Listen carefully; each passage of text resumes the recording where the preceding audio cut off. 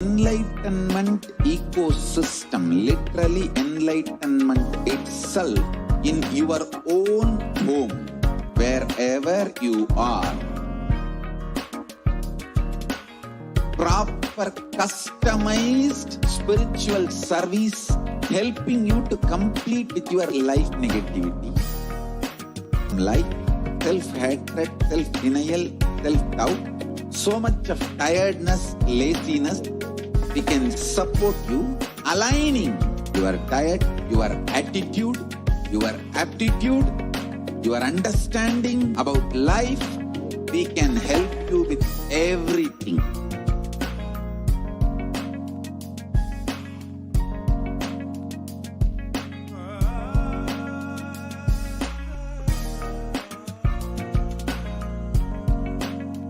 If you are interested in enlightenment, we will immediately bring this to you.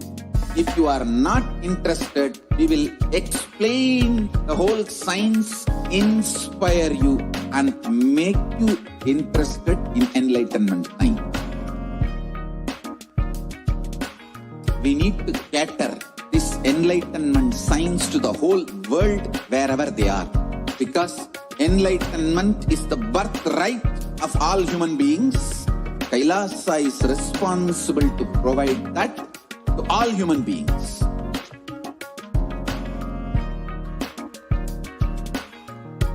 Kailasa is the totality of the knowledge I received from my gurus and practice manifested in my life, perfected by teaching millions of people from all cultures, time zones, backgrounds, genders, nationality, race, from every creed.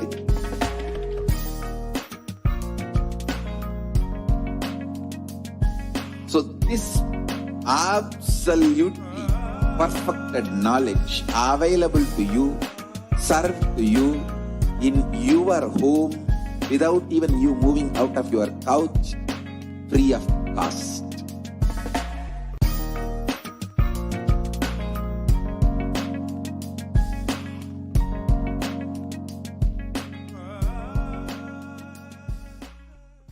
Just be alive for next 3 years. Don't die within next 3 years.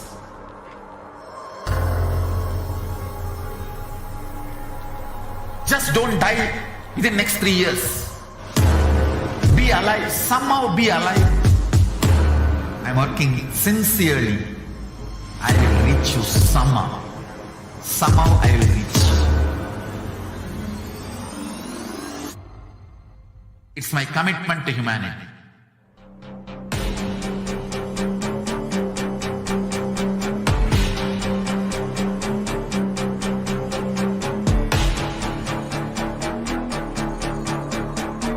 Just don't die within next 3 years. I will reach you wherever you are, whichever corner of the world you may be. I will reach you with enlightenment.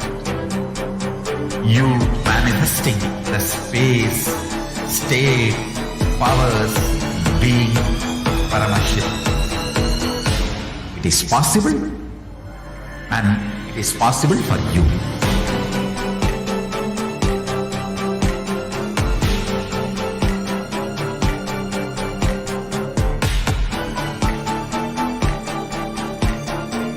Paramashivoham will reach you with enlightenment science. I know he is going to do the job. Just be alive for next 3 years. Nothing else. What I mean by the word e-Kailasa, listen intensely.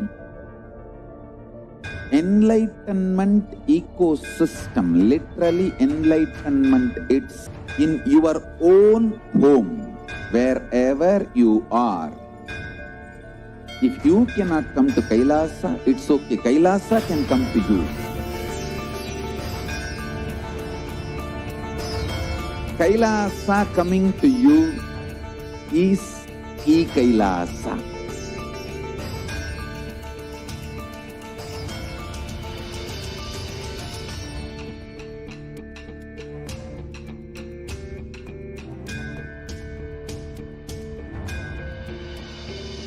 I will revive Hinduism.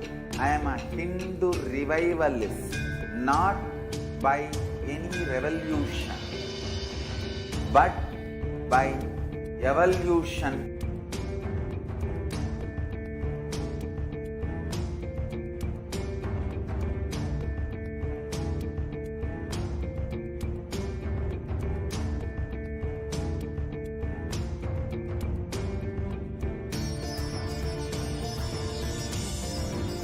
And setting model community.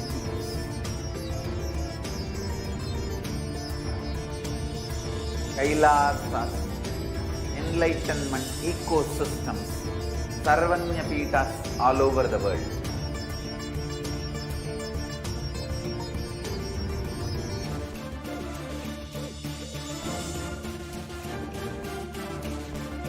All powerful cognition, knowledge, only when you live power manifestation and possibilities manifestation happens.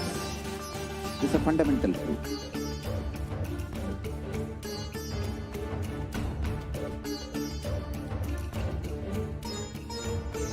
Hinduism cannot live exclusively as one sampradaya. No. All sampradayas of Hinduism is an ecosystem.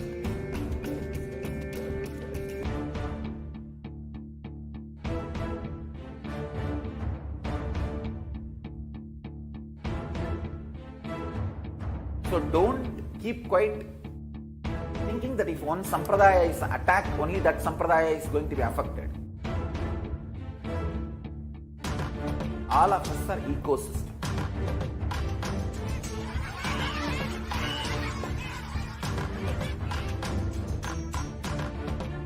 I invite all of you to get involved and enjoy Hinduism by the principle of Dharmo Rakshati Rakshitaha. When you protect Dharma, Dharma protects you. You will make the whole planet flourish spiritually. The spiritual prosperity will happen to the whole planet. We all have to coexist together.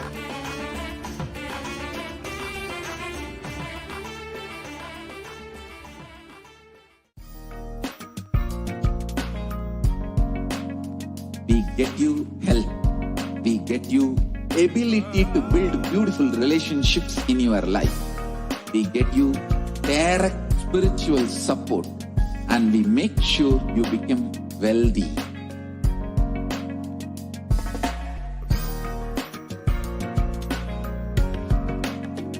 We won't stop giving you just good life. We will literally not stop till you live enlightened life.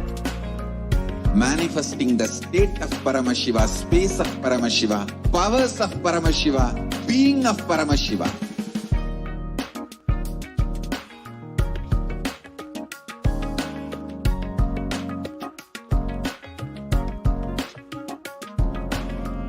Whole world should become e-Kailashians. I want the whole world to know Hindus have something great to contribute to the world.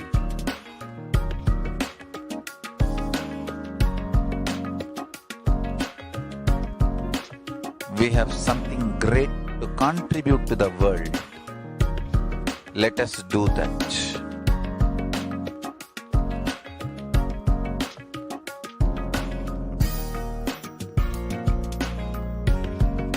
E-Kailasa is proper customized spiritual service helping you to identify your root patterns of suffering.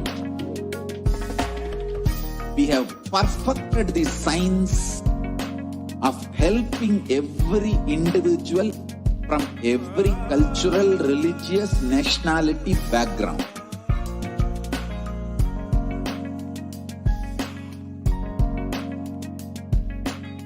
You will have lowest reactionary assumptions, highest awakened response, alive response for life continuously.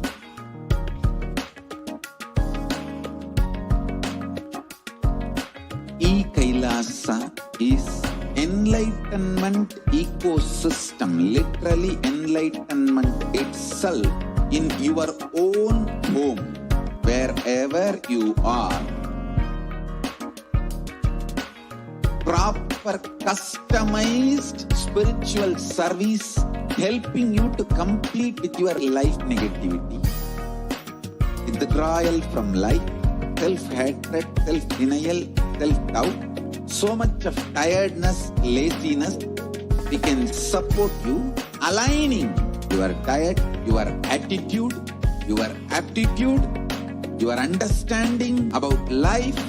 We can help you with everything.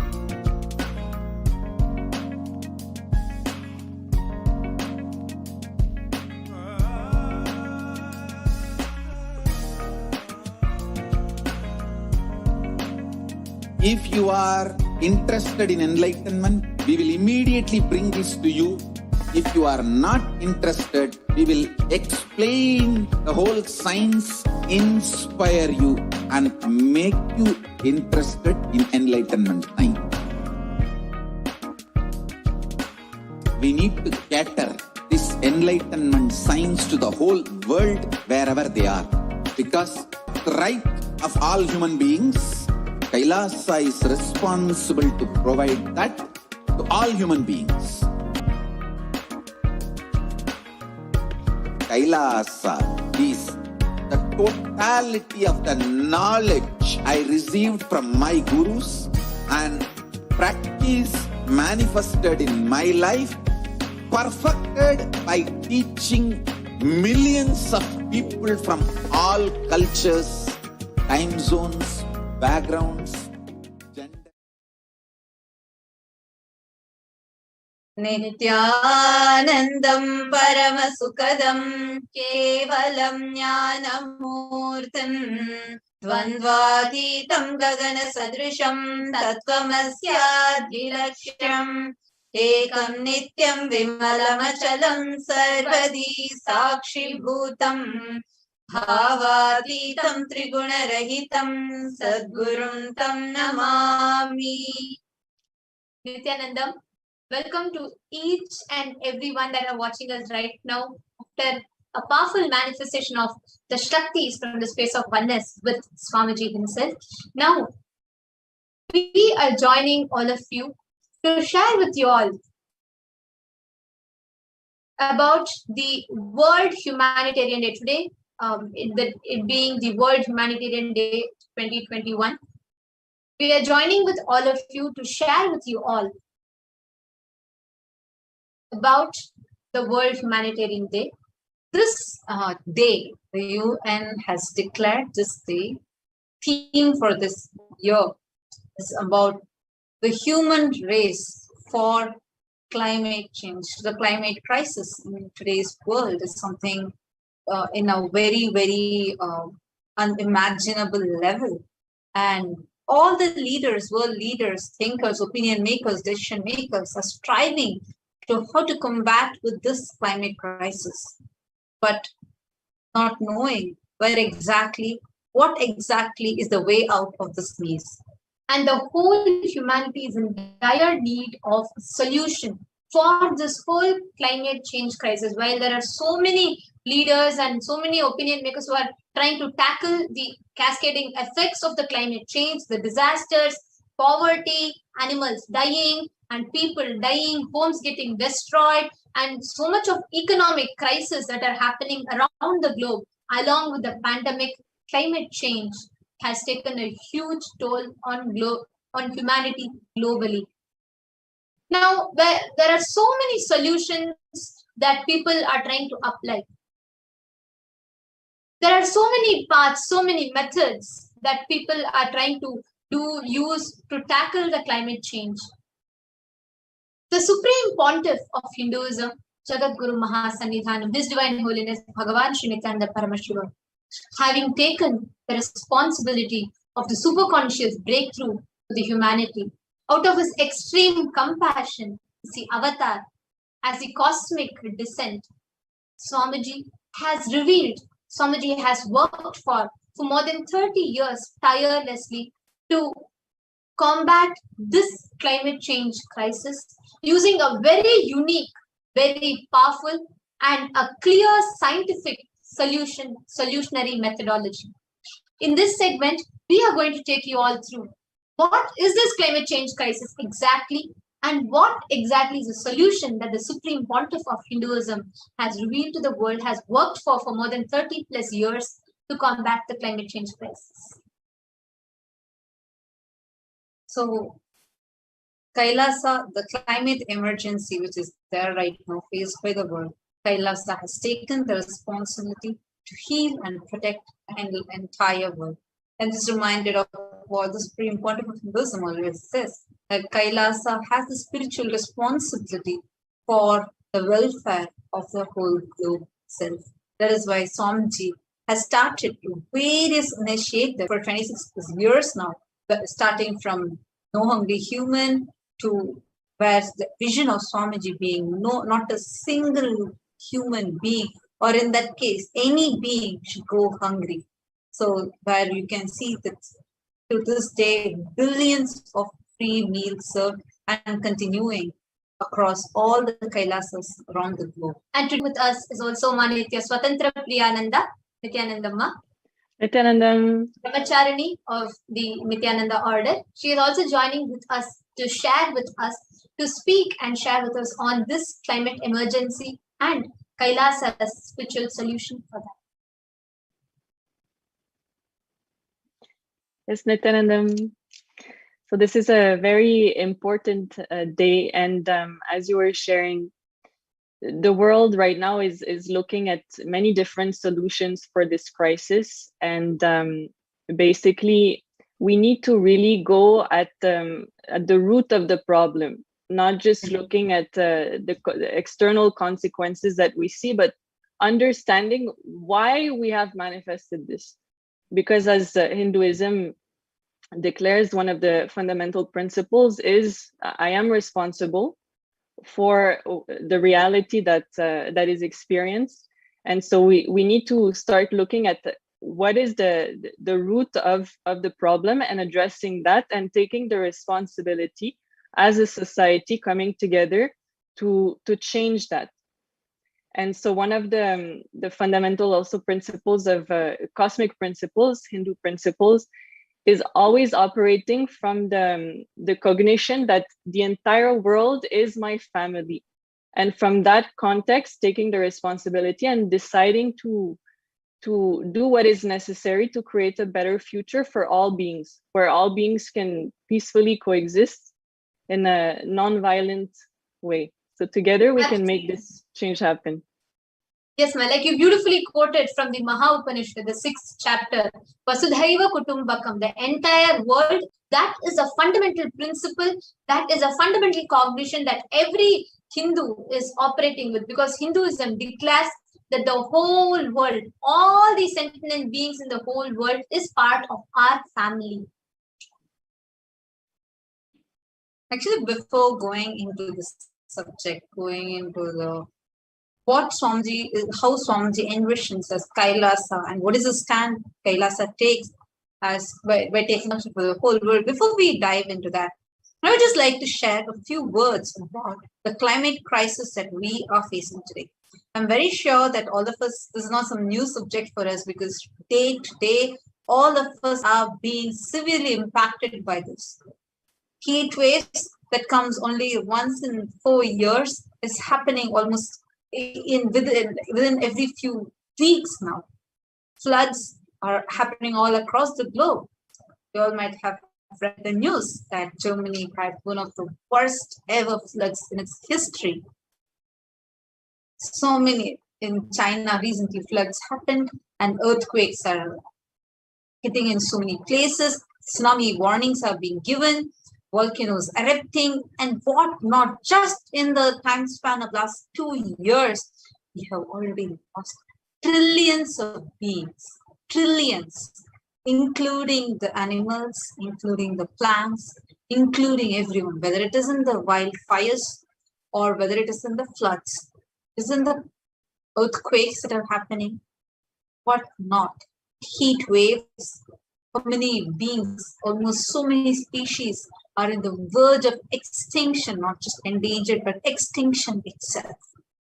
And another big issue is, even as governments, even as people are trying to tackle one impact of one disaster that is happening, or impact of one crisis, there is another. Just like how the whole pandemic began and took the whole attention of the humanity was focused on trying to tackle the pandemic, this climate change crisis took a huge toll on planet Earth. And this time, not just the economy, not just the GDP of the whole world, but even the consciousness of the whole world is beaten down to such a level that hundreds and hundreds of people are having so many mental health issues. People have given up hope. People are contemplating on suicides. People are insecure about what their future will be. Actually, while right now, if you see, we might be very aware that the pandemic, how the pandemic has taken a toll on the entire humanity from 2019 end it started to now, just last 2 years, not even 2 full years, but like maybe 1.5 years time span, it's already has changed the very norm of the humanity itself. What we all know as the modus operandi of all the human beings is today very different. This is not what we knew as the world just a year and a half before.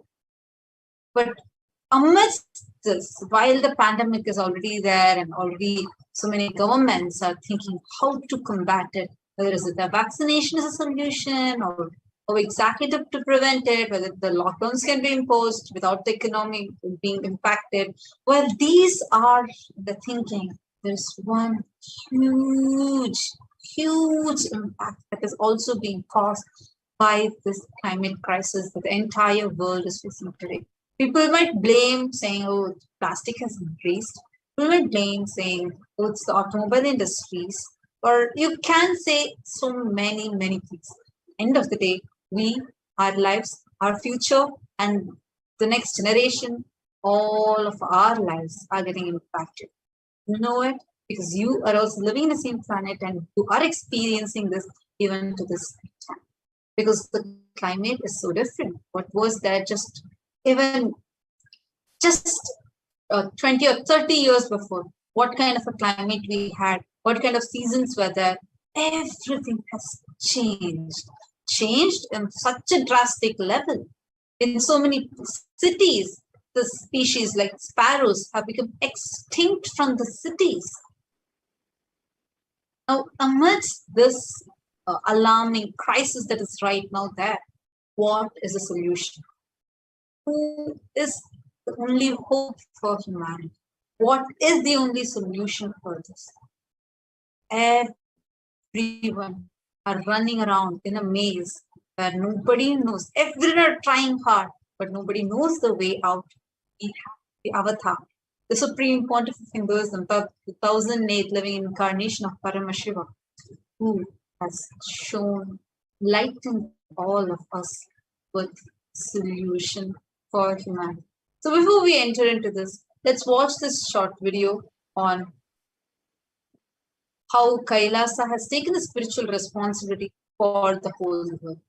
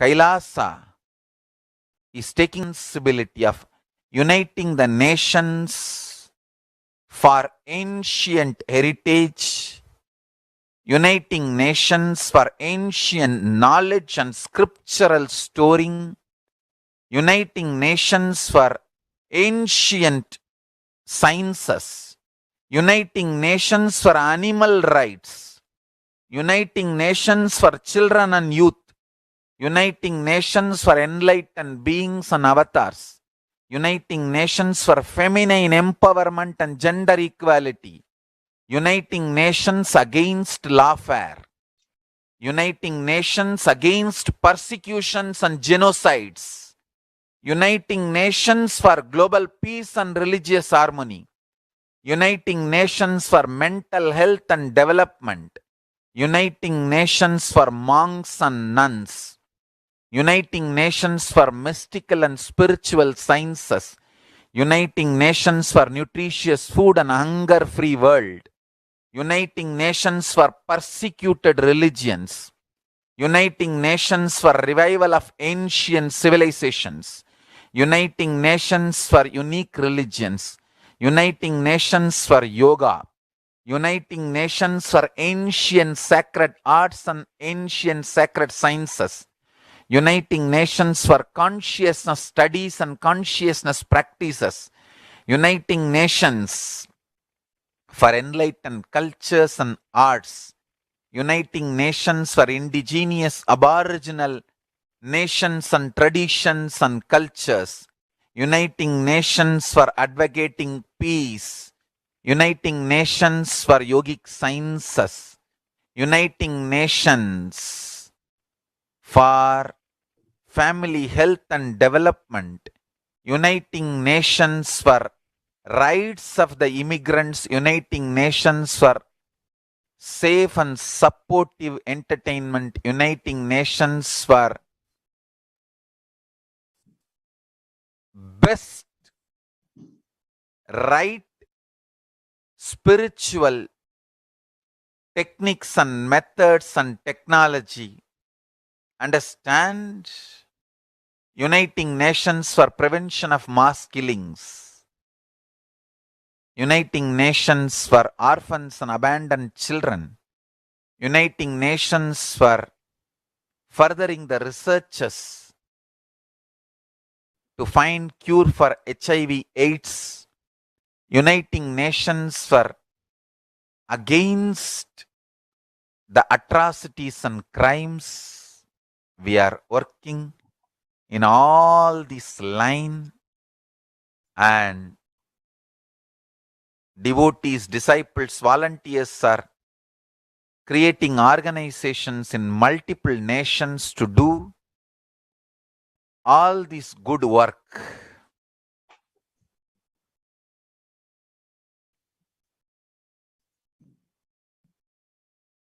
Like the Supreme Pontiff of Hinduism has beautifully revealed, Kailasa has taken the responsibility, spiritual, social responsibility in every level to lead the humanity or to a better future, to create a peaceful, blissful, and a happy coexistence amongst human beings, humanity, and all the beings living on planet Earth. So today the theme given by the United Nations for the whole world for this World Humanitarian Day is about this climate crisis, how all of us have to come together. The whole humanity has to be together for this climate crisis.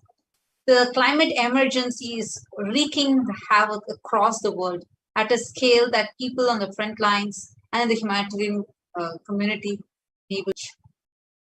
where we do not know a solution. Like as I was explaining very recently, just ever iceberg was broken. Something in the size, it was in the size of Manhattan, it was broken. And such huge things that are happening are giving serious alarm to all of us. So what exactly is the solution? What is the cause? And what are the consequences of this climate crisis? what is going to be happening when we have this. So for all the viewers who are wondering what climate crisis, I'm pretty sure that all of us are aware of this. Just to give a brief, so climate change means a change of climate which is attributed directly or indirectly to human activity that alters the composition of the global, which is in addition to this natural climate variability observed over a comparable time periods. So now, what are some of the visible effects of this climate change right now? You can see like extreme weather events, more intense, larger and frequent droughts, heat waves, hurricanes, tornadoes, floods, earthquakes, and glacier retreats and decline in the Arctic sea ice. And also sea level raising and even the melting of the whole permafrost, means a rock or soil with ice that stays frozen for 2 or more years. It usually lies below an active layer of soil that freezes and thaws every year. And also another important thing is ocean acidification and warming of oceans as it absorbed over 90% of the excess heat in the climate change, loss of biodiversity and ecosystems collapsing, extinction of certain species of life and plants, extreme forest fires and wildfires, its frequency and impact. I'm sure almost every now and then we'll keep seeing in the news about wildfires in Australia, wildfires in California, here and there. So many things that are, so many wildfires that keep happening continuously. And freshwater loss and desertification, coral bleaching and death of reefs, the aquatic ecosystems, decline in fish population and other forms of aquatic life, destruction of the entire ecosystems such as swamps and even small islands. Every now and then cyclones, hurricanes, tsunami warnings are happening in many places around the globe. UN has given a red alert because globally, around the globe, the global temperature has increased in 1 degree, which is extremely dangerous, which is going to have huge impacts that the humanity is going to find it extremely difficult. Which humanity is already facing. Humanity is already facing, and if we go in this scale, we might not be able to even visualize the future after 10 years. Less than 10 years, actually, given the rate at which the whole climate crisis, along with this pandemic, is happening. Every now and then we find new variants, Delta Plus, and like it's becoming more and more fatal. So, Ma Swatantra, what do you think this climate change is impacting our day-to-day life as?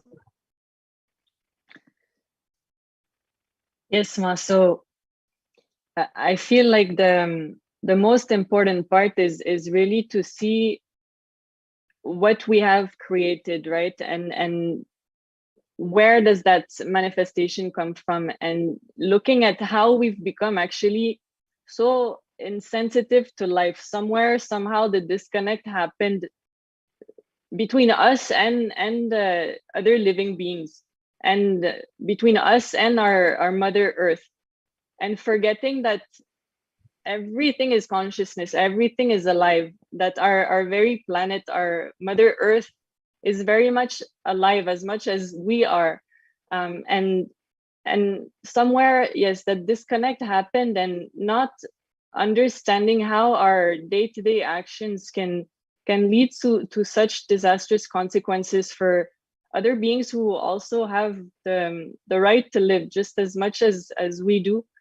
And very well said, no, because when physically see, one is about like how so many beings are getting affected at the same time and we are being insensitive to it, and that at the same time is affecting our physical health. See the way the amount of respiratory disorders have increased to such a level where now air needs to be brought. I remember 5 years before, this used to be a meme that if we go in this scale, we have to start buying air. And in many countries, buying air has become a part of their normal lifestyle. So Yes, see Ma. what level it is impacting us. And how many of us can go, just if you were even 10 years before, you would have gone and you will be able to experience the chilly weather of Ooty. Now, in so many places, even in Ooty is a place in South India where it's always very cool and it's in the top of the hills. And people usually go there during summertime and it will be so cold. Even there, there's a huge temperature difference. So many places, unexpected heat waves are happening. This is impacting our mental and emotional. Not well-being. just in limited to diseases as such, even day-to-day food being available for people. There are so many countries, so many millions of people eating leaves, eating cactuses, dry plants, insects, because they do not have access to healthy food, they do not have access to normal lifestyle, they do not have access to any basic necessities for their life.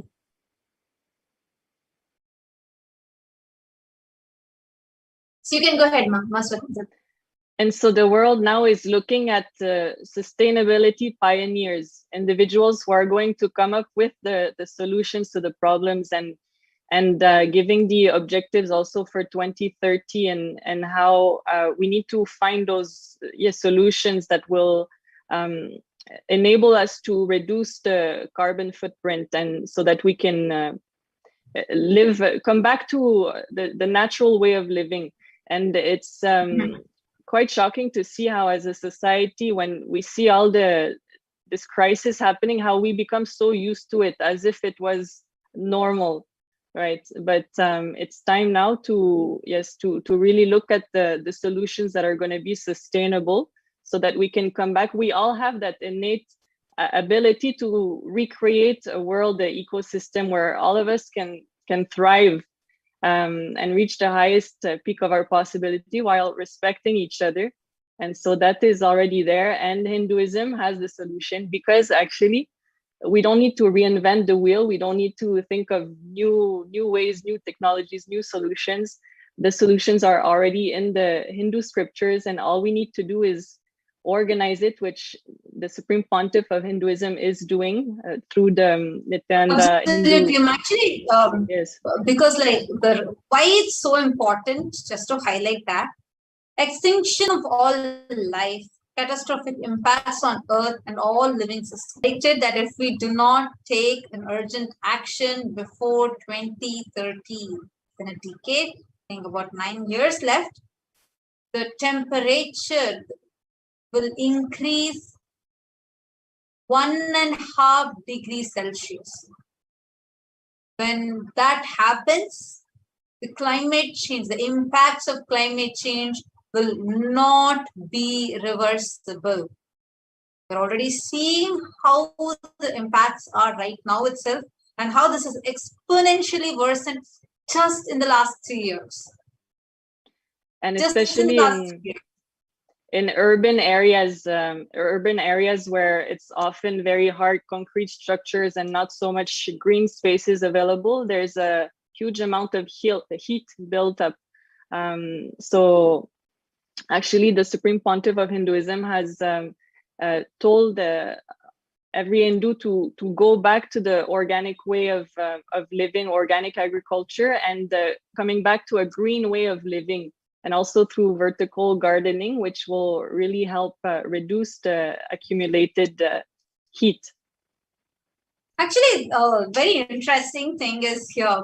One is, of course, what Swamiji has been doing, where we can see all the Kailasas across the globe. We have thousands of Kailasas.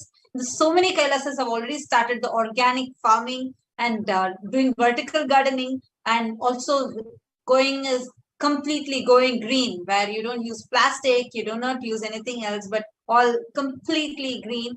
And we are also like this, we have a huge list, and Swamiji is one of the huge contributor for making the world go vegan. We have so many thousands of people, actually Hindus from across the globe, voted for vegetarianism. You can go to the previous slides, please. No, you could go to the previous slides. The previous one. Yes. Now, let us also see what exactly is the world doing right now to tackle this climate change, its adverse impacts to the climate change, etc. There are so many policies and frameworks which are laid out, like local, regional, international, to reduce or mitigate the negative impacts of the climate crisis. And B, those that support the action plan for adapting to the climate change. Second is channeling the funds and resources towards climate change action plans and solutions, etc., which included even funding for activities from grassroots to all the way up, be it the action plans that are being laid out for this. And education at home, schools, bringing awareness to all the generations about this climate change impact, because each of us need to know what is the world that we are going to live in tomorrow. And advocacy, and the next is equality. Women represent half of the world's population. However, when it comes to decisions, they aren't fully represented at the table. And women are some of the best excuse me. Sorry. Women are some of the best stewards of the environment and grassroots leaders and activists. Support of women, especially those who are most affected, is being done. The next slide. Now, the United Nations has built a framework convention on this climate change, established as an international environment treaty to combat dangerous human interference with the climate system, in part by stabilizing greenhouse gas concentration in the atmosphere.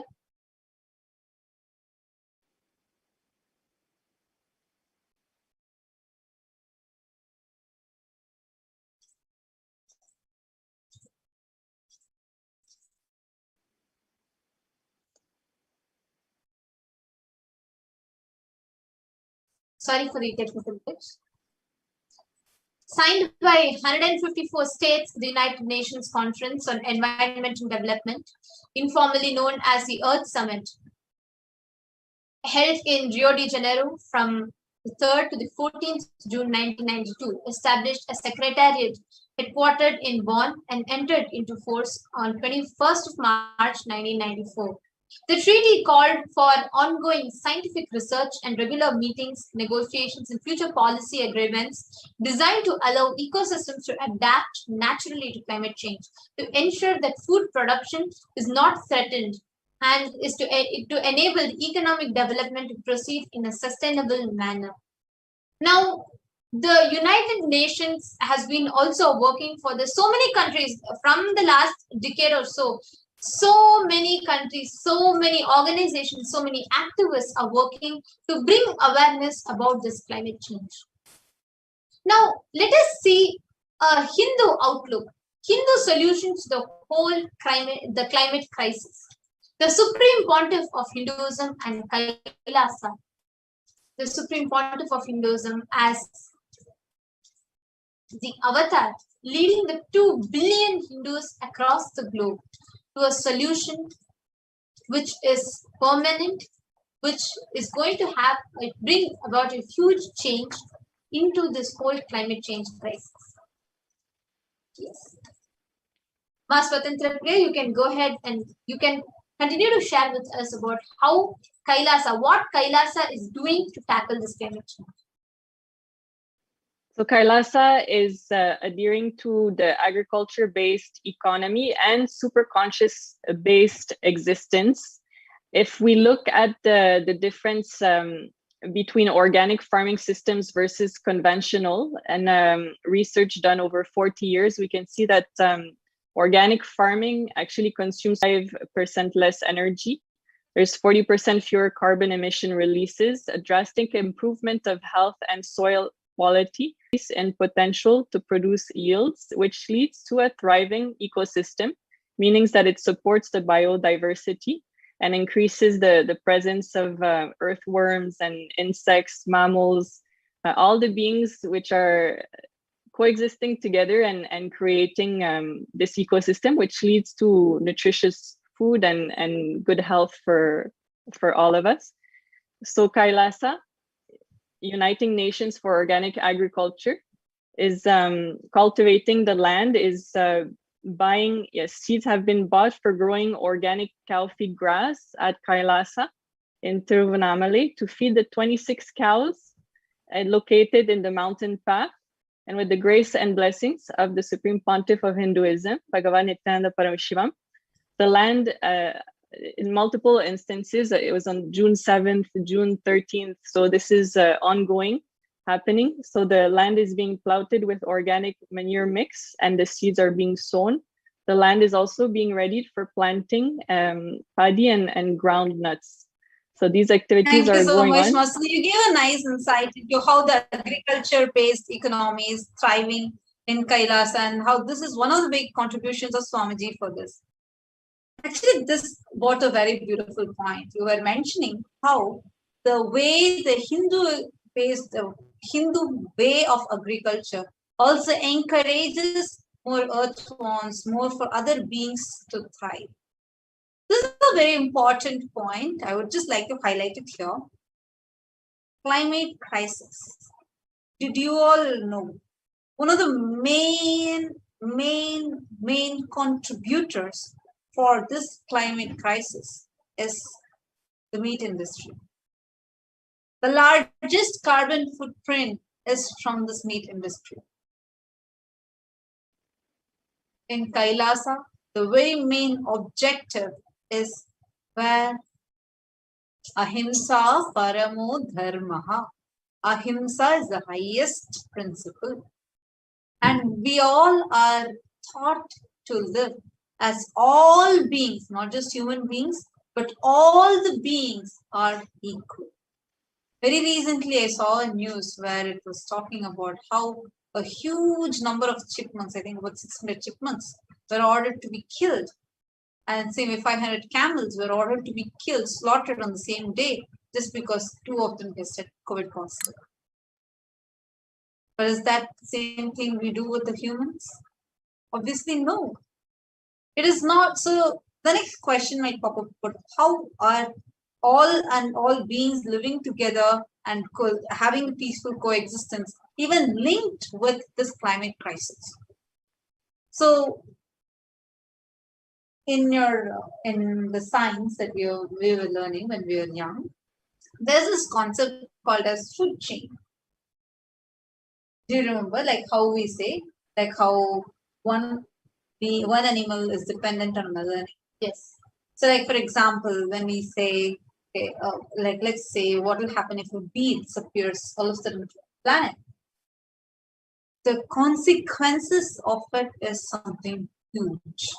Every being has a purpose for its existence. For example, earthworms.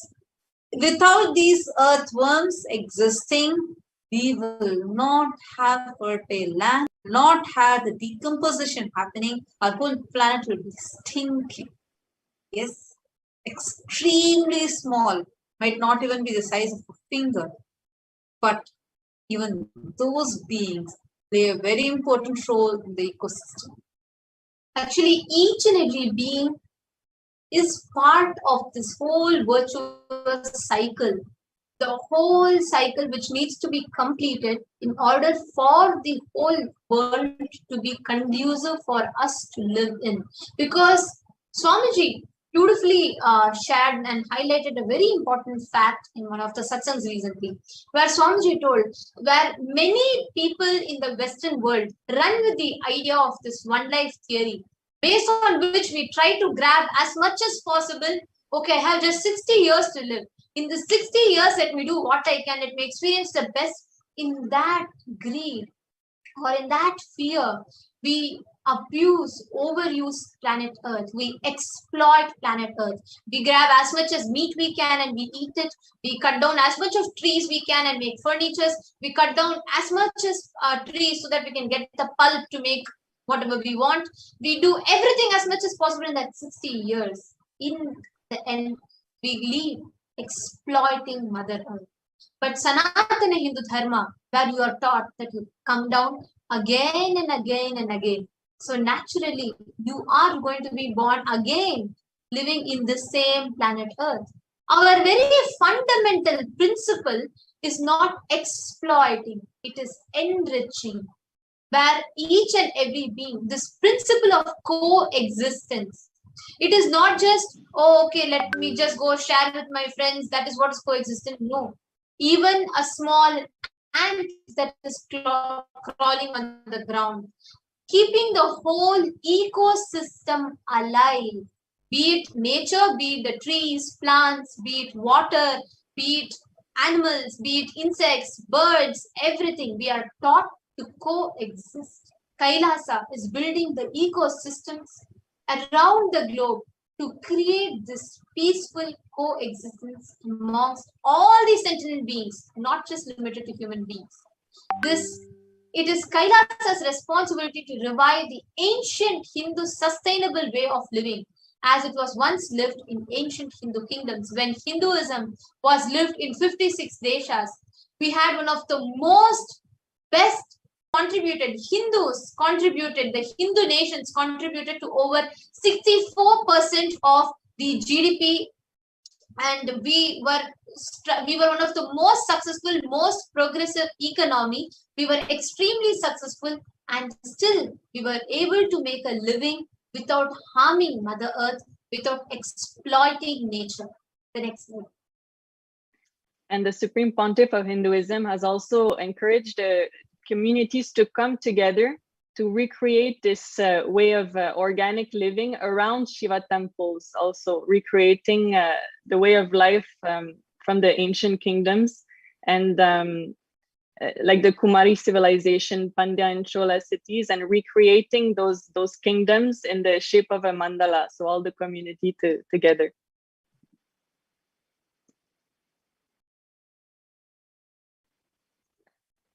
Yes, and as you were mentioning earlier, speaking about vegetarianism being actually the only solution for solving the climate crisis.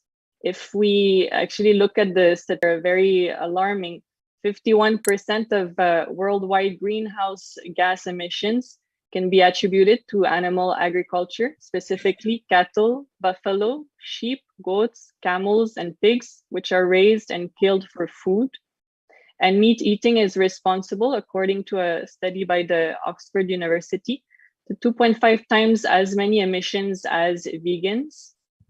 Vegetarians who also refrain from consuming eggs, dairy products, and other animal-derived items. And people who eat more than 0.1 kg of meat per day generate 7.2 kg of carbon dioxide equivalent each day. And if we compare to vegetarians and vegans, they generate 3.8 kg and 2.9 kg of CO2 equivalent.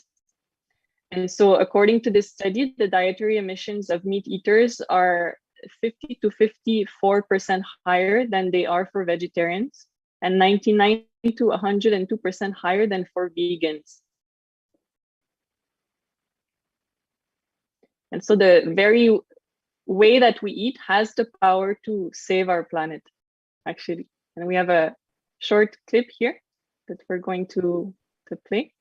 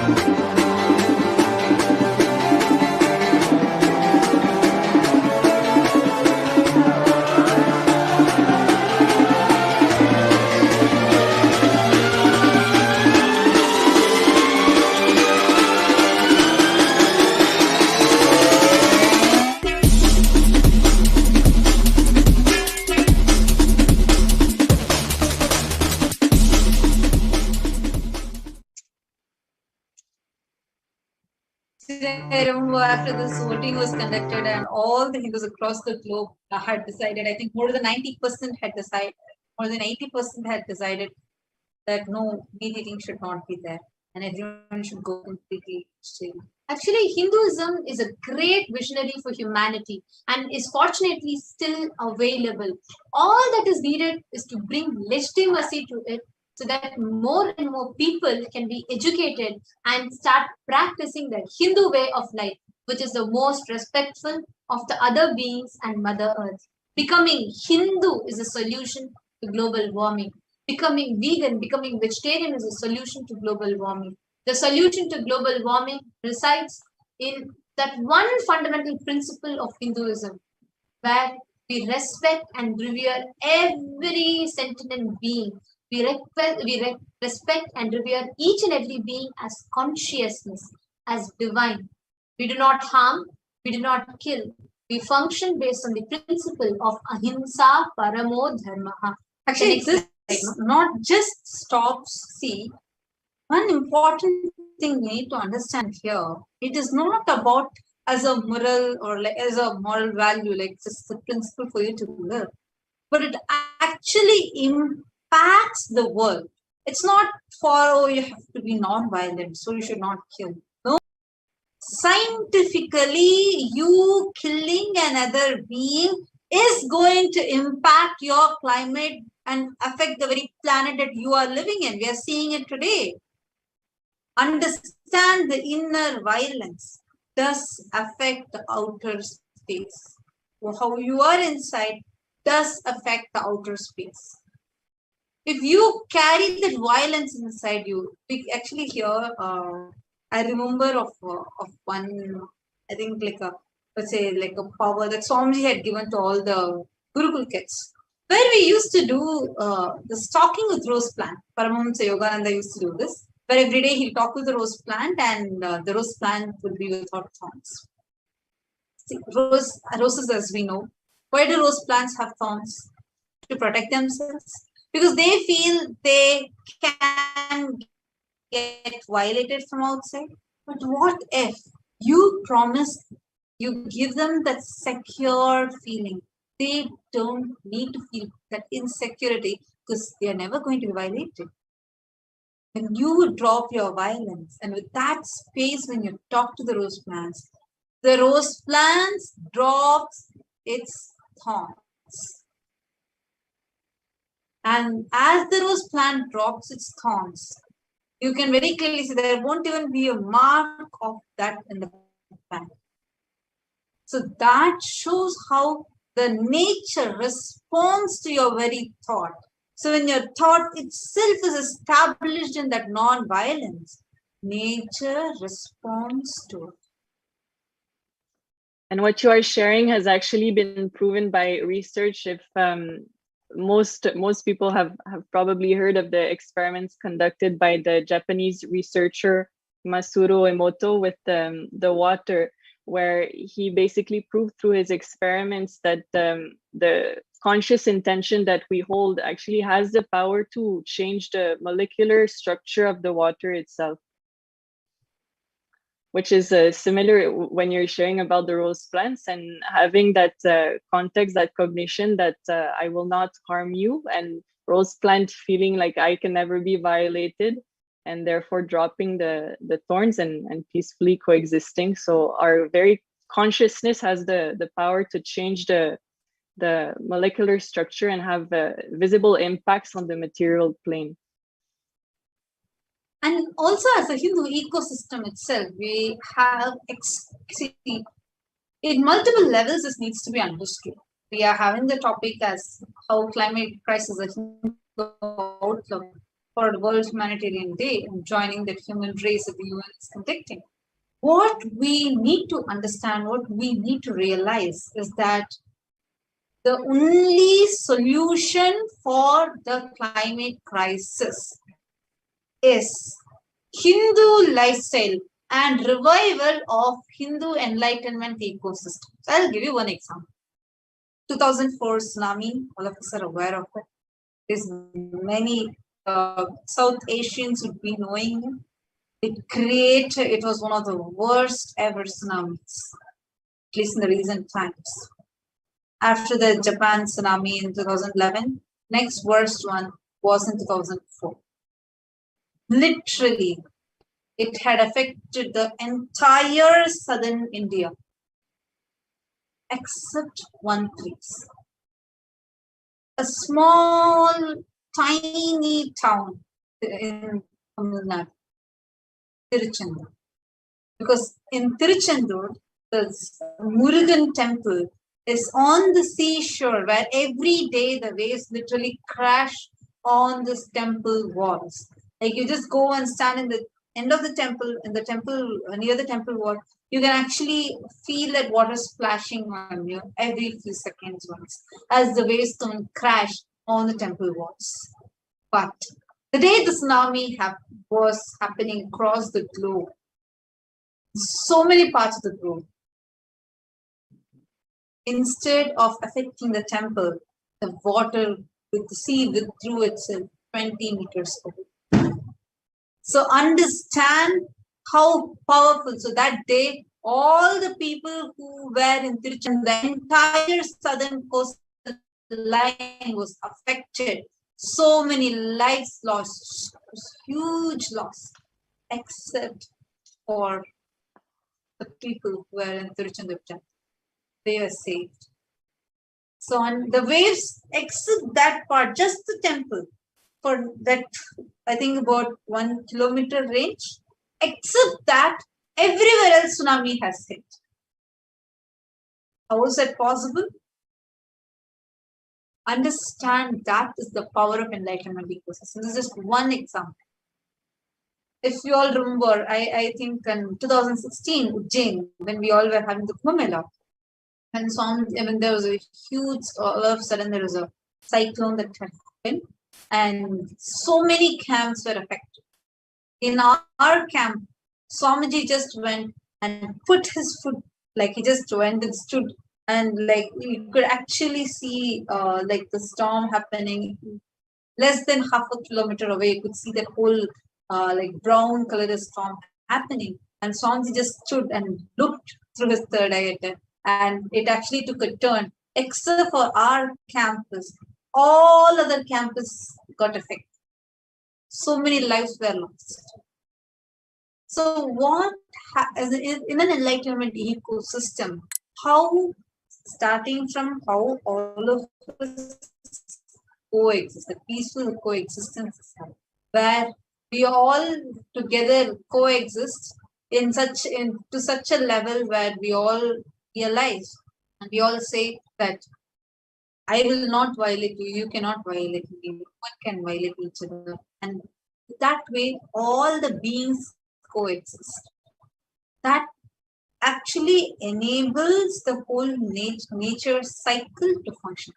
Understand, when our body can, even if there's a cut, even if you do not put a band-aid, you don't do anything to it. When our body has its own intelligence to heal itself, is nature not intelligent enough to give specific beings in each place? Nature, if you leave it as is. Ganga got cleaned by herself when the whole India was in lockdown, which was crores and crores of rupees project.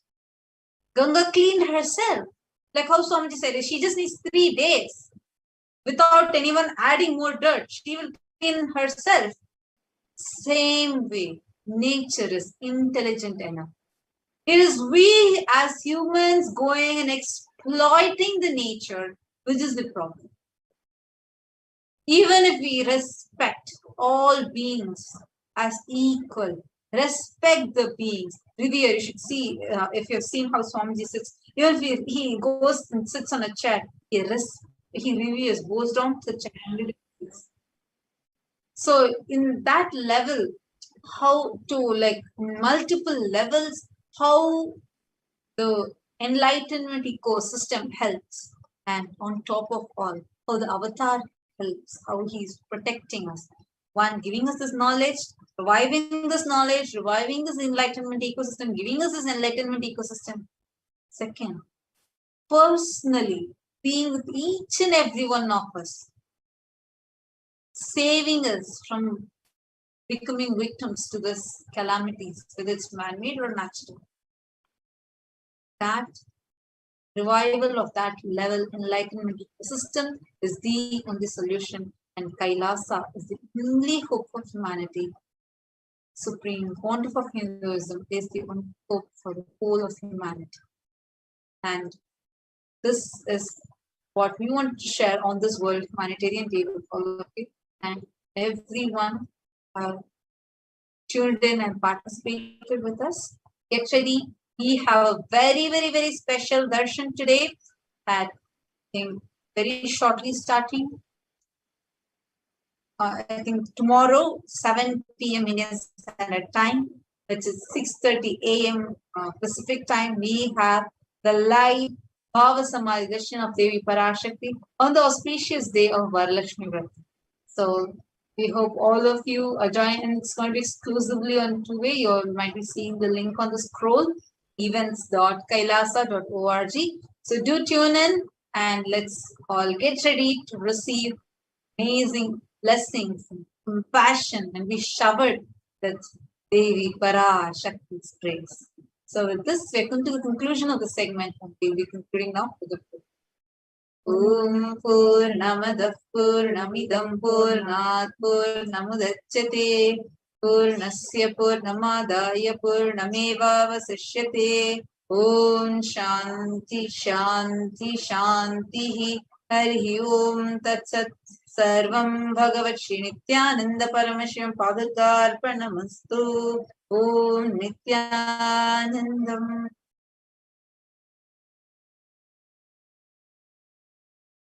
Thank you, Nithyananda.